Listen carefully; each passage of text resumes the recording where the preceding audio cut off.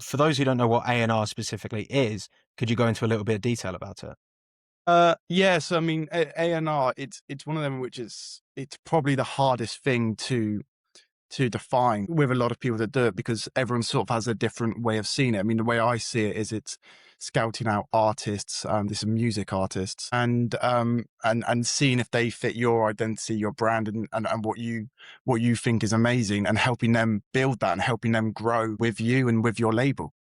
So that's sort of involving getting people on board, checking that they fit the bill essentially, and sort of helping them move forward, put things out, production, maybe putting them in touch with people.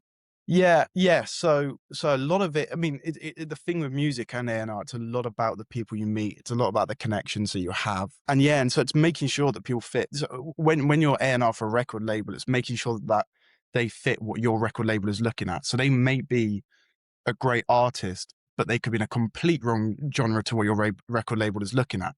And then once you have the artist, it's about sort of fitting them in with where you think they would work, which obviously can go wrong. It can go very right, but sort of looking at their brand, their identity, their music, and going, right, I think you'd work really well with this, or I think you'd really work well with this producer I know, or so that. And so that's sort of helping them grow quite a lot, or a different marketing strategy that you sort of bring to them.